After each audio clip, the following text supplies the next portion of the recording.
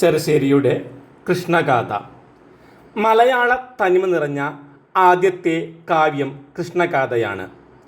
കൃഷ്ണഗാഥാകാരനായ ചെറുശ്ശേരി നമ്പൂതിരിയെ പ്രാചീന കവിത്രയത്തിൽ മുമ്പനായി പരിഗണിക്കുന്നു.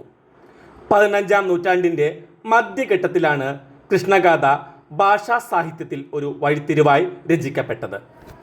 ഗാഥ എന്ന വാക്കിന് പാട്ട് എന്നാണ് അർത്ഥം.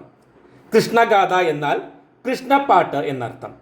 സാധാരണ ജനതയ്ക്ക് സ്വീകാര്യമായിരുന്ന നാടോടി പാട്ടുകളുടെ രീതിയും പണ്ഡിതന്മാർക്ക് മാത്രം വഴങ്ങുന്ന സംസ്കൃത സാഹിത്യത്തിൻ്റെ പാരമ്പര്യവും ഒരുമിച്ച് ഒരു കൃതിയിൽ സമ്മേളിച്ചതിൻ്റെ ഫലമായിരുന്നു കൃഷ്ണഗാഥ.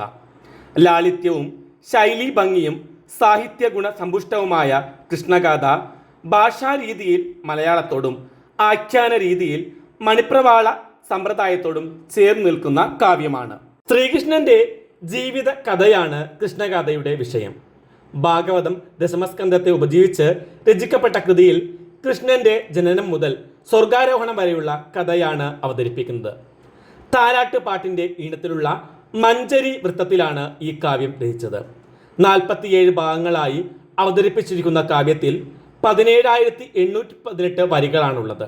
ഭക്തി സംവർദ്ധക പുരാണമായ ഭാഗവതം ശാന്തരസപ്രധാനമായ കൃഷ്ണഗാഥയുമായി പുനരാഖ്യാനം ചെയ്തപ്പോൾ പല ഭാഗങ്ങളും വിട്ടുകളഞ്ഞതും ചിലത് ഭാവനാത്മകമായി കൂട്ടിച്ചേർത്തതും കാവ്യത്തിന്റെ രസനീയത പരമാവധി വർദ്ധിക്കാൻ കാരണമായി. കാളിയവർദ്ധനം കഥയിൽ ബാലനായ കൃഷ്ണനും ബലരാമനും ഗോപന്മാരോടൊപ്പം കാലിമേച്ച് നടക്കുന്ന കാലത്ത് അവർ ഒരു കരിമ്പനക്കാട്ടിലേക്ക് പ്രവേശിച്ചു. കൃഷ്ണനും ബലരാമനും പനമ്പഴം മുഴുവനുമായി കുലുക്കി വീഴ്ത്തി. എല്ലാവരും അത് കഴിച്ചുകൊണ്ടിരിക്കെ ധേനുകൻ എന്ന കഴുത രൂപമുള്ള അസുരൻ കടന്നു വരികയും കൃഷ്ണ ബലരാമന്മാരോട് ഏറ്റുമുട്ടുകയും ചെയ്തു. ബലരാമൻ ആ അസുരനെ കൊന്നു. ആ അസുരന്റെ കിങ്കരന്മാർ വീണ്ടും വന്ന് കൃഷ്ണ ബലരാമന്മാരോട് എതിർത്തുവെങ്കിലും യുദ്ധത്തിനൊടുവിൽ രാമകൃഷ്ണന്മാർ കൂട്ടത്തെ മുഴുവനായും വധിച്ചു.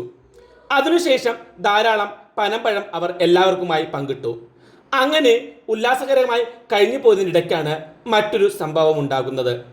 കാളിന്തി നദിയുടെ തീരത്ത് പശുക്കളെ മേച്ചുകൊണ്ടിരിക്കുന്ന ചൂടുകൊണ്ട് ദാഹിച്ചു വരഞ്ഞ പശുക്കളും ഗോപന്മാരും കാളിന്തിയിൽ ചെന്ന് വെള്ളം കുടിച്ചു. സർപ്പരാജാവായ കാളിയന്റെ വിഷം കൊണ്ട് അതിരൂക്ഷവും അഗ്നിക്ക് സമാനവുമായി കാളിന്തിയിലെ ജലം. അത് കുടിച്ച ഉടനെ തന്നെ ഗോപന്മാരും പശുക്കളും കരയിൽ മരിച്ചു വീണു. ഇത് കണ്ട കൃഷ്ണൻ അമ്പരന്നു.